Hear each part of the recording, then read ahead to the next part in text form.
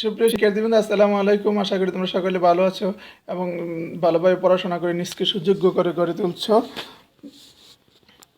একাদশ শ্রেণীর সকল শিক্ষার্থীকে জানাচ্ছি স্বাগতম।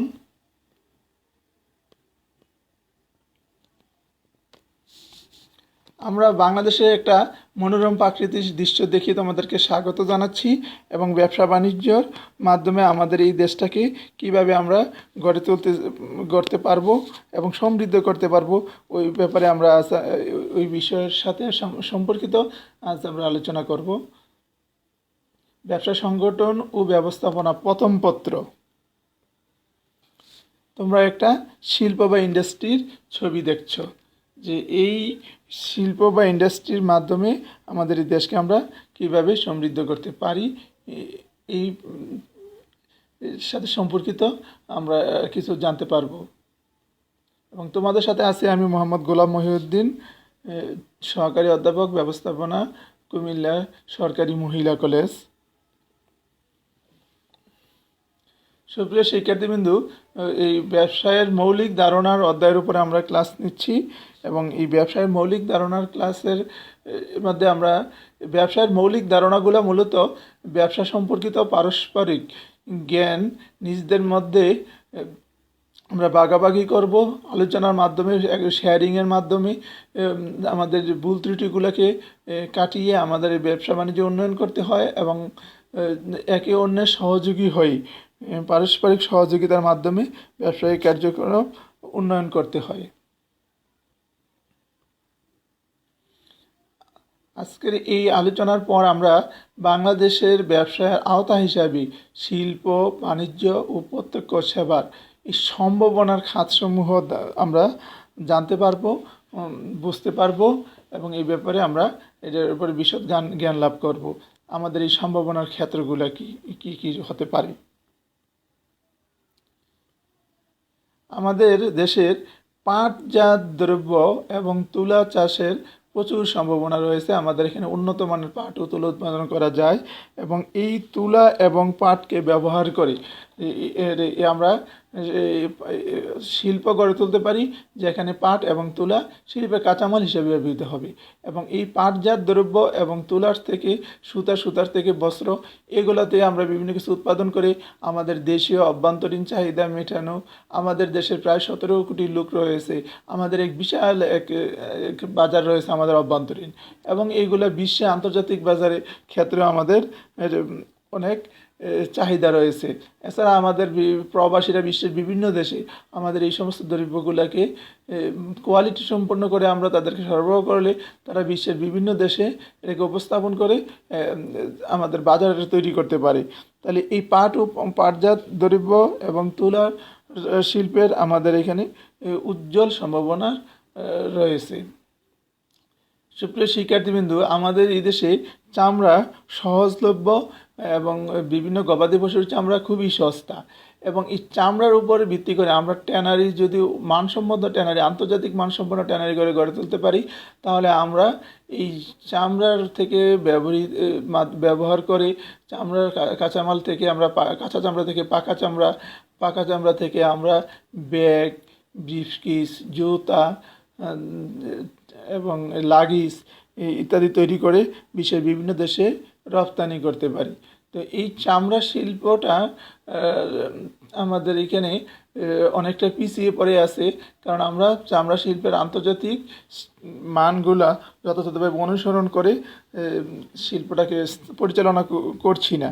তো আমরা যদি একটু আধুনিক প্রযুক্তি খাটিয়ে আমাদের এই দেশের যে শিক্ষার্থী রয়েছে তাদেরকে যথাযথভাবে সুযোগ্য করে গড়ে তোলে, এই চামড়া শিল্পটাকে আমরা অধিক উন্নয়ন করি, তাহলে আমাদের এই উজ্জ্বল সম্ভাবনা রয়েছে।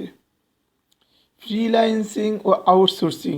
সুপ্রিয় শিক্ষার্থীবৃন্দু, আমরা বাংলাদেশে বসে বসে একটা ল্যাপটপ বা মোবাইল ফোন দিয়ে অনেক সময় করা যায় যে বিশ্বের বিভিন্ন দেশের মানুষের যে চাহিদার অনুসারে রয়েছে, এই ওদের কাজগুলো আমরা কন্ট্যাক্ট নিয়ে গ্রাফিক, মার্কেটিং,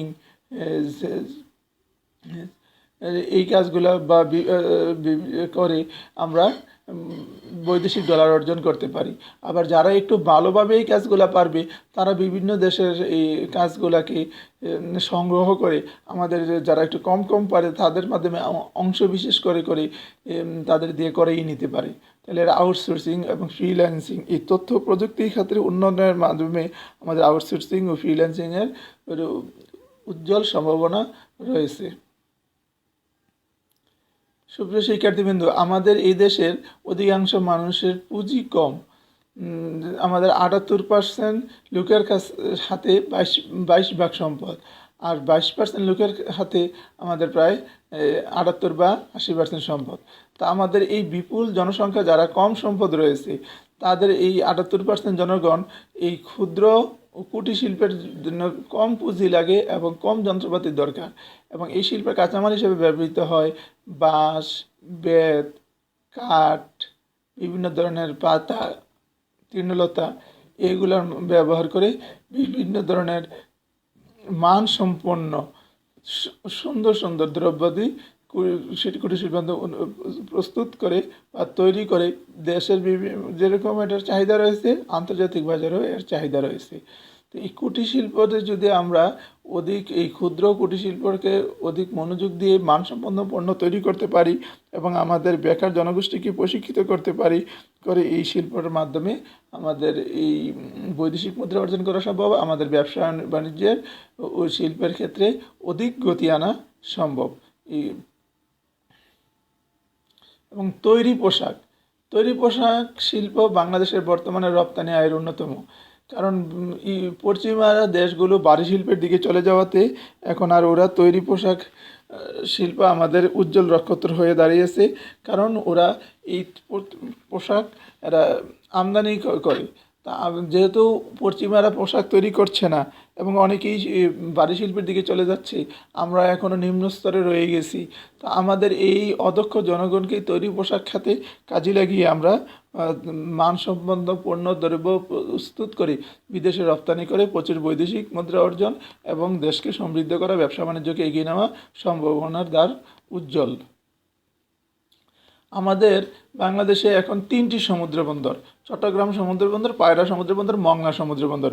এই সমুদ্র বন্দরগুলো ব্যবহার করে আমরা দেশের বৈদেশিক বাণিজ্য আন্তর্জাতিক সমুদ্র সীমার ব্যবহার করে আমরা করতে পারি, এবং আমাদের চট্টগ্রাম বন্দর ব্যবহার করে ইন্ডিয়ার 7 সিস্টার এবং চায়না পর্যন্ত এই সুবিধা আমাদের থেকে নিতে চাচ্ছি। তাহলে আমরা তাদেরকে যদি আমরা এই বন্দরটাকে আরও উন্নত করে সুযোগ সুবিধা দিতে পারি তাহলে আমরা এখানে প্রচুর পরিমাণে শুল্ক পাবো এবং দেশের উন্নয়ন হবে। সুপ্রিয় শিক্ষার্থীবৃন্দ, আমাদের খুলনা ডকইয়ার্ড আন্তর্জাতিক মানের জাহাজ নির্মাণ করতে সক্ষম হয়েছে। আমাদের নৌবাহিনীর জাহাজ সহ এরা বিভিন্ন জাহাজ এবং লঞ্চ তৈরি করতে সক্ষম।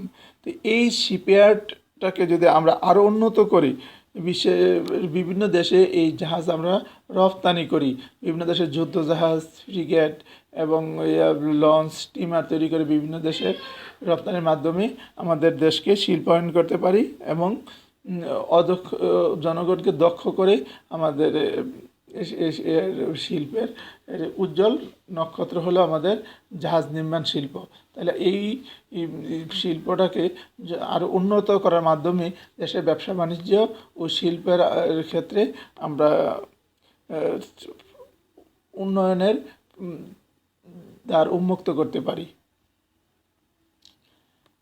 আমাদের জনগণ অধিকাংশই অদক্ষ।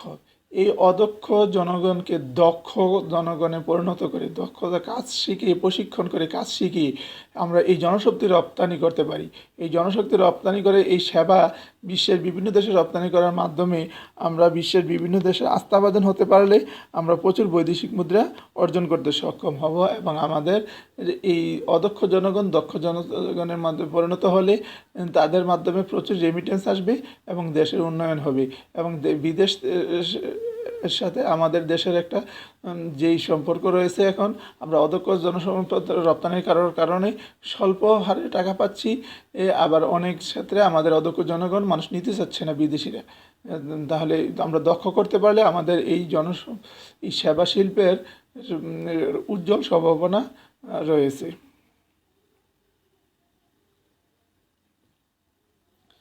সুপ্রিয় শিক্ষার্থীবৃন্দু, আমাদের দেশে বিভিন্ন ডায়াগনস্টিক সেন্টার, ক্লিনিক, হাসপাতাল এগুলো রয়েছে এবং এতে প্রচুর সংখ্যক চিকিৎসক ও টেকনিশিয়ান রয়েছেন। ওনারা এই সেবার মানটাকে যদি এনশিওর করতে পারেন, মানুষের আস্থা অর্জন করতে পারে, দক্ষতা কোয়ালিটি এনশিওর করতে পারে এবং চিকিৎসা সেবার মূল্য আরও কমিয়ে আনতে পারে, তাহলে আমাদের দেশের জনগণ এখন যেরকম ভয়াবহ বা কোনো মারাত্মক রোগ হলে যারাও ধনাঢ্য শ্রেণী রয়েছে তারা সিঙ্গাপুরের মাউন্ট এলিজাবেথ হাসপাতালে চলে যায় বা ইন্ডিয়ার চেন্নাই চলে যায়, তখন আর ওরা বিদেশ পাড়ি দিবে না, দেশের মাধ্যমে চিকিৎসা করবে, চিকিৎসা সেবা নিবে এবং বিদেশ থেকে মানুষ এসে আমাদের দেশে চিকিৎসা সেবা নিবে। তাহলে আমাদের এই চিকিৎসা খাতে ক্লিনিক, হাসপাতাল, ডায়াগনোসিস সেন্টারের ক্ষেত্রে আমরা যদি কোয়ালিটি এনশিওর করতে পারি, তাহলে আমাদের উজ্জ্বল সম্ভাবনা রয়েছে। আমাদের 17 কোটি মানুষের একটা বিশাল বাজার তো রয়েছেই, পাশাপাশি আন্তর্জাতিক বাজারের সুযোগ রয়েছে। এবং সুপ্রিয় শিক্ষার্থীবৃন্দু, তোমরা যদিও এখন ক্লাসে আইসিটি প্রযুক্তি শিখতেছ, এই আইসিটি প্রযুক্তি শিক্ষার মান এখনও আমরা আন্তর্জাতিক মানসম্পন্ন বা আমাদের কাঙ্ক্ষিত লক্ষ্যের কাছাকাছি পুষতে পারি নাই। এটার কারণ হলো এই মাননীয় প্রধানমন্ত্রী জননেত্রী শেখ হাসিনার তথ্য প্রযুক্তি বিষয়ক উপদেষ্টা জনাব সজীব ওয়াজের জয়ের হাত ধরেই এই আইসিটির শিক্ষার্থীদের সাথে পরিচিত করানো হয়েছে ডিজিটাল বাংলাদেশ করার কারণে। এর পূর্বে আমাদের আইসিটির উপরে স্কুল কলেজ গুলোতে তেমন কোনো শিক্ষা দেওয়ার কোনো ব্যবস্থাই ছিল না, ফলে এই ক্ষেত্রে আমরা অনেকটাই পিছিয়ে পড়ে আছি। এই আইসিটি এবং প্রযুক্তির ক্ষেত্রে আমরা যদি উন্নয়ন করতে পারি এবং প্রযুক্তি রপ্তানির মাধ্যমে আমাদের দেশ অনেক বৈদেশিক মুদ্রা অর্জন করতে সক্ষম হবে এবং এই প্রযুক্তি খাটিয়ে আমাদের এই অদক্ষ জনগণ দক্ষতার মাধ্যমে তারা বিভিন্ন ব্যবসা বাণিজ্য ও উদ্যোক্তা হয়ে স্থাপন ও পরিচালনা করতে সক্ষম হবেন এবং বিদেশ থেকে বিভিন্ন দ্রব্য আমদানি করে এগুলাকে সাহায্যে নতুন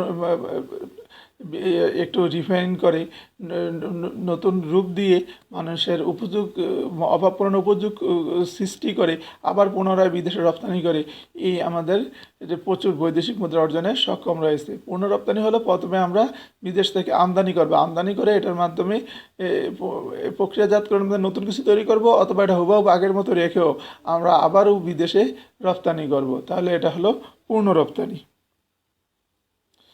সুপ্রিয় শিক্ষার্থীবৃন্দু, আমাদের দেশের মৎস্য চাষের প্রাকৃতিক সাথে সাথে কৃত্রিম উপায়ে এবং প্রযুক্তি খাটিয়ে বিভিন্ন যন্ত্রপাতি মেশিনারিজ ব্যবহার করে আমরা মাছের চাষ করছি এবং এই মাছ চাষের মাধ্যমে এবং মৎস্য প্রক্রিয়াজাতকরণ শিল্প উন্নয়ন করা আমাদের উজ্জ্বল সম্ভাবনা রয়েছে, কারণ মাছ আমরা দেশীয় চাহিদা মিটিয়ে বিদেশে রপ্তানি করতে সক্ষম হব। এবং আমাদের মধু চাষ, প্রাকৃতিক মধু চাষ সাথে পাশাপাশি আমাদের ফুল চাষের পাশাপাশি আমরা মধু চাষ করতে পারি। ব্রাক নামক এনজিওটি বিশ্বের বৃহত্তম এনজিও তাদের মধু চাষ প্রকল্পে অনেক উন্নয়ন সাধন করেছে এবং এইটা যদি আমরা অনেক প্রশিক্ষিত করে আমাদের এই জনগণকে, বেকার জনগণকে মধু চাষে উদ্বুদ্ধ করতে পারি, তাহলে এই শিল্পটা আমাদের উজ্জ্বল সম্ভাবনার দ্বার প্রান্তে নিয়ে যেতে পারে। সুপ্রিয় শিক্ষার্থীবৃন্দু, আমাদের এই গার্মেন্টস ব্যবসার পাশাপাশি বাইং হাউস ও মার্চেন্ডাইজ ব্যবসা আমাদের দেশে উন্নয়ন লাভ করেছে। বাইং হাউসগুলা বিভিন্ন গার্মেন্টস থেকে পণ্যদ্রব্য ক্রয় করে গুদামজাতকরণ করে এবং বায়ারদের চাহিদা মোতাবেক সরবরাহ করে এবং বিদেশ থেকে আমরা আকরিক লোহা এনে এটাতে রড স্টিল তৈরি করে আমরা নিজের অভ্যন্তরীণ চাহিদা মিটাচ্ছি এবং এটা বিদেশে রপ্তানি করে আমরা বৈদেশিক মুদ্রা অর্জন করতে পারি। তাদের সিমেন্ট ও কাগজ, সিমেন্ট আমরা কিছু কিছু রপ্তানি করছি। এটি শিল্পটা আরও উন্নয়ন করলে প্রচুর সিমেন্ট বিদেশে রপ্তানি করা যাবে। এবং কাগজের আমার অভ্যন্তরীণ চাহিদা রয়েছে, অভ্যন্তরীণ চাহিদার পাশাপাশি বৈদেশিক যদি রপ্তানি করার মতো আমরা কাগজ উৎপাদন করতে পারি, আমাদের এই ক্ষেত্রে উজ্জ্বল সম্ভাবনার দ্বার রয়েছে। তাদের ফুলের আমাদের ব্যাপক চাহিদা রয়েছে। এই ফুল চাষ করে আমরা নিজের অভ্যন্তরীণ চাহিদার পাশাপাশি রপ্তানি করতে পারলে আমাদের এই শিল্পের মাধ্যমে দেশকে উন্নয়ন করার সম্ভাবনা রয়েছে। সুপ্রিয় শিক্ষার্থীবৃন্দ, সকলকে আমি ধন্যবাদ জানাচ্ছি।